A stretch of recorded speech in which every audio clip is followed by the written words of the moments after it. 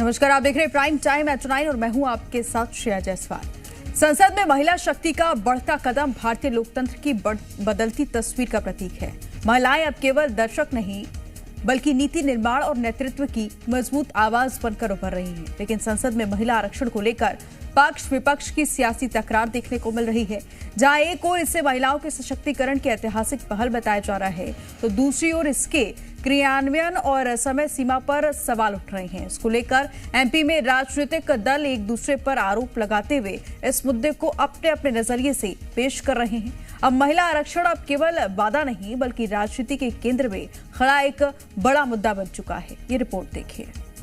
महिलाओं को मिलने वाले इस अधिकार का जिसने विरोध किया है, जिसने विरोध किया है, देश की महिलाओं ने उन्हें माफ नहीं किया है। राजनीति में महिलाओं की भागीदारी सिर्फ प्रतिनिधित्व का सवाल नहीं बल्कि लोकतंत्र की आत्मा का प्रश्न है। 33% महिला आरक्षण इसी दिशा में एक ऐतिहासिक पहल है जो सत्ता के गलियारों में संतुलन और समावेश लाने का वादा करती है। जब महिलाएं निर्णय प्रक्रिया का हिस्सा बनती हैं तो नीतियों में संवेदनशीलता, सामाजिक न्याय और विकास की नई दृष्टि जुड़ती है। ये आरक्षण केवल सीटों का बंटवारा नहीं बल्कि समान अवसर और सशक्तिकरण की मजबूत नींव है। संसद के विशेष सत्र में मोदी सरकार ने परिसीमन और महिला आरक्षण से जुड़े 3 महत्वपूर्ण बिल पेश किए, जिनका उद्देश्य 2029 तक लोकसभा और विधानसभाओं में महिलाओं के लिए 33% आरक्षण लागू करना है। इन विधेयकों में लोकसभा सीटों की संख्या 543 से बढ़ाकर 850 करने और परिसीमन प्रक्रिया को नई जनगणना से जोड़ने का प्रस्ताव है। इसके लिए 3 दिन का विशेष सत्र बुलाया गया है। पहले दिन विपक्षी दलों का भारी हंगामा देखने के लिए मिला। विपक्ष सरकार के इस कदम को जल्दबाजी और राजनीति के तौर पर देख रही है। संविधान संशोधन विधेयक, विपक्ष की मांग, 2029 के लिए चुनाव में लागू हो महिला आरक्षण। डिलिमिटेशन को जनगणना के बाद तक टालें, 2027 की जनगणना के बाद हो डिलिमिटेशन। राज्यों की सीटों के बंटवारे का नया फार्मूला निकले, रिजर्वेशन में ओबीसी महिलाओं को आरक्षण मिले। प्रधानमंत्री नरेंद्र मोदी ने महिला आरक्षण बिल पर संसद में अपनी बात रखी और विपक्षी दलों पर तमाम आरोप लगाए। कहा कि देश की महिलाओं के हक को कई दशकों से रोका गया और आज उसका प्रायश्चित कर अपराध से मुक्ति पाने का मौका है। पीएम ने कहा कि हर बार कोई न कोई टेक्निकल पूंछ लगाकर इसे रोक दिया गया। संसद में महिला आरक्षण पर हुई तेज बयानबाजी ने मध्य प्रदेश की सियासत भी गरमा दी है।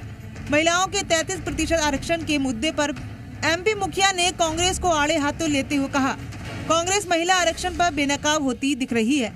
कांग्रेस की नीति और नियत में फर्क है। ये हमारी पार्टी की प्रतिबद्धता भी है और हम इस बात को खुले मन से कहते हैं। यद्यपि कांग्रेस सहित सब लोग भी कहते हैं कि महिला आरक्षण होना चाहिए, लेकिन उनकी नीति और नियत में फर्क दिखता है, इसीलिए वो एक बार फिर उनके बेनकाबा होते दिखाई दे रहा है। मैं आपके माध्यम से अपील करूंगा कि इसको सर्वानुमति से पारित करना चाहिए और ये लोकतंत्र के लिए अत्यंत आवश्यक है। वहीं मुख्यमंत्री के बयान पर पूर्व मंत्री पीसीसी शर्मा ने भी महिला आरक्षण बिल को लेकर पलटवार किया। कहा कि 2023 में ये बिल पास हो चुका है और अब इस पर इवेंट मैनेजमेंट किया जा रहा है। 2023 में ये पास हो चुका है बिल महिला आरक्षण का लोकसभा और राज्यसभा में। अभी तो ये कर रहे हैं इवेंट मैनेजमेंट, क्योंकि ये पहले होती है जनगणना, जनगणना के बाद होता है परिसीमन और परिसीमन के बाद होता है आरक्षण। ये केवल तमिलनाडु और बंगाल के चुनाव में इनकी ज़मीन खिसकी हुई है, तो वहाँ कुछ 2-4% महिला वोट मिल जाए, बढ़ जाए, उसके लिए बेवकूफ़ बनाने के लिए पार्लियामेंट मीटिंग बुला ली है।